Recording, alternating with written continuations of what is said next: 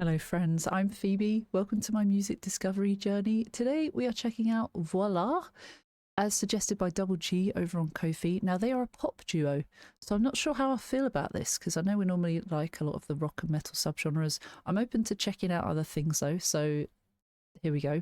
In fact, it does say they also do alternative slash indie and rock, so I could be wrong. I could be wrong. Let's just check it out, shall we? I've got the lyrics up. This is Glass Half Empty. All my life, Let's cut off the beginning. all my life, been waging war in my mind, been waiting for something right, been praying for sun to shine. Oh, apathy, a friend of my enemy, another blind visionary. I never cry, but I bleed. Oh, tell me, what does it feel like to feel anything I can? I know that it takes time, but this never ends. And I'm starting to realize the glass half empty is bad, just a way to be baptized in the taste of your own medicine. Oh, Don't tell mom, tell her it's just I want to keep listening, but we have to listen. We have to process the lyrics as we go. Okay, I was wrong. I really liked the heaviness that came in the chorus. I know it's not like super heavy, but that's okay too. I'm fine with that. I'm not. It's not like I'm just listening to certain types of songs. Just more heavy stuff, right? But this, I like this. It started out the first verse. I was like, okay, this isn't bad. And then when the chorus hit in, I like that kind of melodic stuff. The verse, all my life been waging war with my mind, so I've been battling with myself, been waiting for something right, been praying for sun to shine.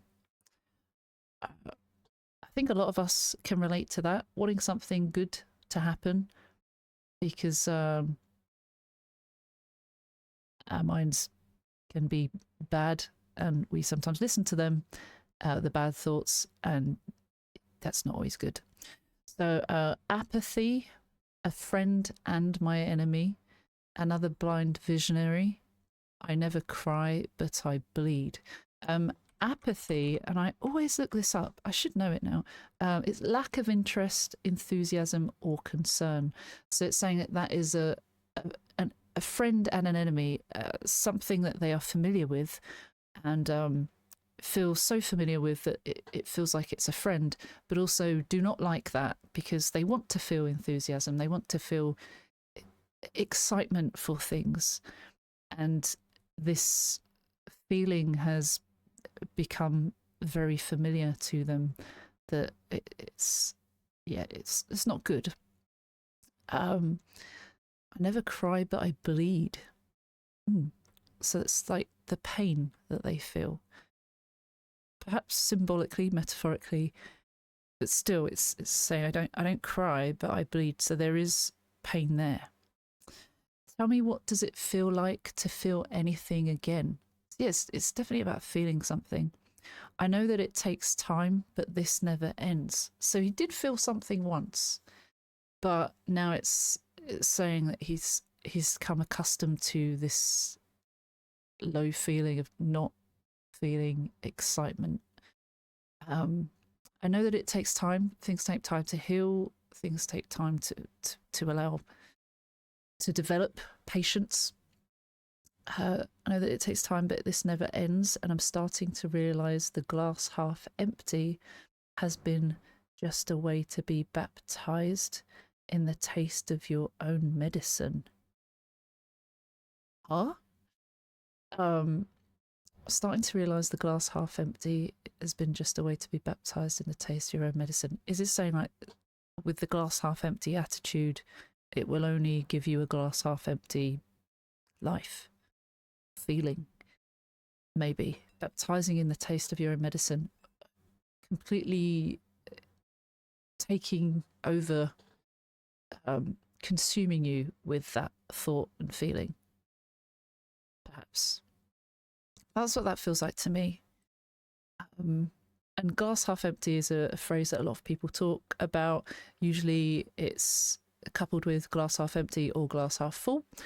And lots of people say it's kind of like a mindset. If you think of something as half empty, you're focusing on the thing that isn't there rather than what is there, and being appreciative for what is. If the glass is half full, it's still the same amount, right? If I've got a cup that's got that much liquid in it and I say that's half empty, it's focusing on what's missing. But if I say that's half full, that feels like a more positive mindset with the exact same situation. And I think when people experience things in life, people can see them as good or bad. People can take the good from them and take the bad for them. And that all relates to this, right? You have a certain type of mindset, and it can have a knock-on effect on other things that you do and how you feel about something. When you have a birthday party and you invite people to it, if you do, a lot of people get upset because, oh, I invited 10 people and only 2 people came.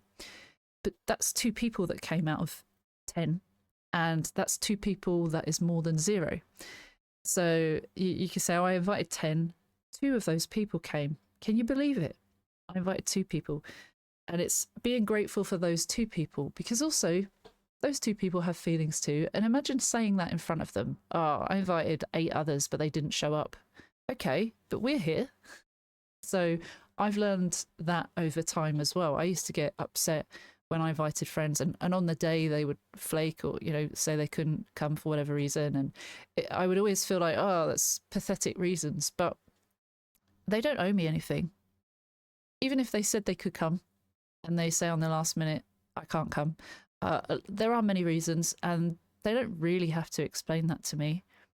And I know a lot of people have different feelings about this, but like, our lives, we should prioritize ourselves. That means if someone else chooses to prioritize themselves and not attend, we can't fault them for that, right? They have to prioritize their life. They shouldn't revolve it around us. It's nice when someone does prioritize the thing that we ask them to come to, but we should always realize that we're not entitled to someone else's time, even if they've said they would come. And that's a hard thing to navigate. But again, it's kind of like that glass half empty, glass half full, and seeing the positives and trying to not feel so down about something that why waste time on it. Also, it's set in a training center, it seems, in a ring. That's interesting. Fighting with yourself, internal struggles.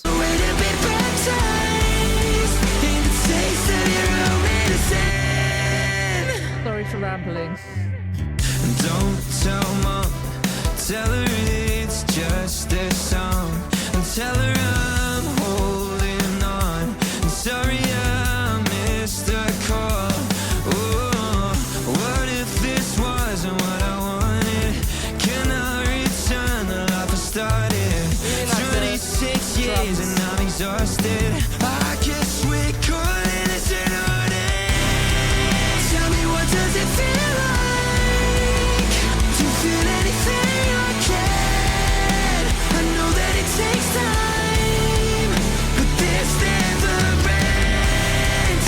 And I'm starting to realize the glass half empty is bad.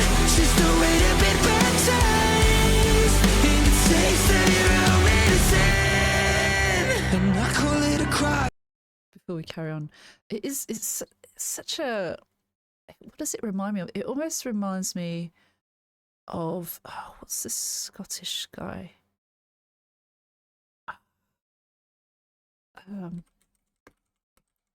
Lewis Capaldi. It reminds me of his vocals in certain points, but then it's got a little bit heavy. It's like a pop rock kind of style, but it's still nice. It's still pleasant. It's more like the mainstream kind of sounds that you would hear that's still satisfying. Don't tell mum, tell her it's just a song, and tell her I'm holding on. And sorry I missed her call. don't tell mum, don't let her know that I'm struggling. That it's just a song. It's just it's nothing major. I'm opening up, I'm letting out my feelings, but tell her it's not, you know, it's not really real. It's not really how I feel, maybe. But say sorry I missed her call. Perhaps they're so down that they don't want to talk, or they're avoiding things. That does feel like avoidance. What if this wasn't what I wanted? Can I return the life I started? So what if this isn't the life I wanted, basically? 26 years and I'm exhausted. I guess we're calling this an artist. Perhaps the work that they're putting into songwriting and coming out with their feelings and calling it art, but actually, you know, it's still a real and valid struggle. 26, that was me 13 years ago, nearly 14 years ago. I'm going to be 40 in July this year. There's a lot of reflecting going on at the moment. Then back to the chorus, and it's the same, it's repeated, so we don't have to go through that part again. But a lot of open shirts, I noticed. The guitarist, it's all open, and then you've got the others, it's just a little bit, I mean, it's a style choice, isn't it? The glass half empty is bad, just a way to be baptized in the taste of your own medicine.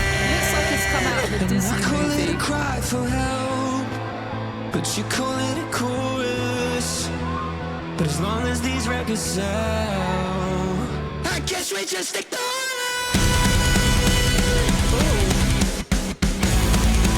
I guess we just ignore it. Okay, yeah. Oh, I love that. Someone would love me. Tell me, what does it feel like to feel anything I can? I know that it takes time, but this never ends. And I'm starting to realize the glass half empty is bad, just a way to be baptized in the taste of your own medicine. All my life been waiting. Oh my goodness, this is so good. I really love that bridge. I love how it kind of got very dramatic. We see the guitarist kind of looking disheveled. He's been beaten up. He feels beaten. He's struggling. He's kind of the personification of this story. And it's showing this tough guy punching a punch bag. Perhaps he feels like life is kicking his ass. And so the long-haired guy is, I'm sorry, I should find out their names. He's showing that his life is beating him up. I call it a cry for help, but you call it a chorus. So it is them talking about writing music and giving out their feelings, being vulnerable, but people, including me perhaps, are looking at it like, oh, this is art, this is really cool. Isn't this a really cool story? But like also the fact that this is reality for them. They're writing this music and really putting their heart out for all to see, and even saying, you call it a chorus, but as long as these records sell, I guess we just ignore it. And so it kind of talks about focusing on this churning out of content for music, for records to sell. But once again, this is reality, and it should be treated more than that. It's a cry for help. I guess we just ignore it. I guess we just ignore it. And then in the background it says, I just hope that someday someone would love me. So it feels like they don't have that. Tell me, what does it feel like to feel anything again? I know that it takes time, but this never ends. And I'm starting to realise the glass half empty has been just a way to be baptised in the taste of your own medicine.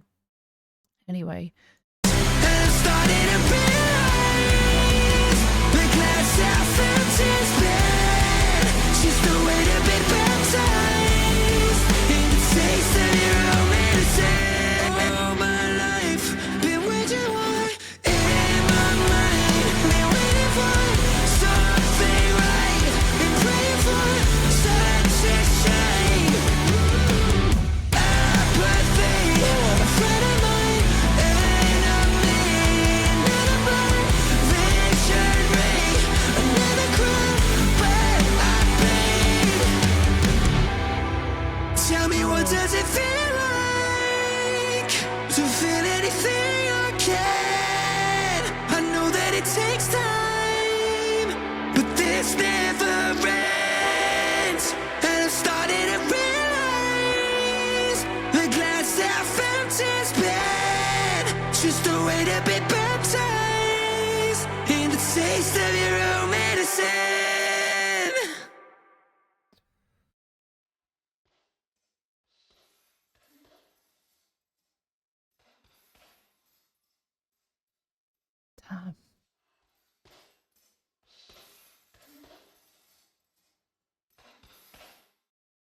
That was so good. From looking at a random Google search and seeing pop duo, and then there was a bit that said alternative indie rock. I, imagine thinking, oh, I'm going to judge this before I've heard it. Imagine that. Imagine me doing that. And actually, that was super good. I would listen to that regularly. I think that was really nice. Voila. All my life been waging war in my mind, been waiting for something right. So that's how it started. Been praying for the sun to shine. Apathy, a friend and my enemy, another blind visionary. I never cry, but I bleed. Definitely love that return back to the first verse, but also the stripped down version of the chorus, the emotions that you felt in those vocals. It was so beautiful. It was so nice. Gus Ross and Luke Eisner. I'm guessing these are, they're the two members of the musical duo Voilá. Gus is the main vocalist, I believe, and Luke is the open shirt guitarist guy who looks like he's come out straight out of a Disney movie. It was really nice. It was really nice how they articulated that, and then the lyrics, it personified what they were singing about, and that was quite heavy. Actually, it sounded beautiful, but there was definitely heavy emotions there. Gorgeous song, and I'm glad I gave it a chance. Thank you so much to Double G for suggesting that one over on Ko-fi. Thank you to anyone that supports the channel. If you want to join our Patreon, links are below, and links are below for Ko-fi too. £1 to join our supporters tier and get your name at the end of my videos as a thank you. If you want to suggest songs, premium or VIP supporters get you reactions each month and content. Stuff that's been blocked on YouTube, stuff that is early access, and lots of stuff that don't make it to YouTube. And just going above and beyond, your time is the most precious gift you can give me. So thank you for that already. I appreciate you. Please like and subscribe if you haven't already. Every bit really helps. Every little helps. And same goes for comments. No pressure. Take care. See you soon. Bye bye.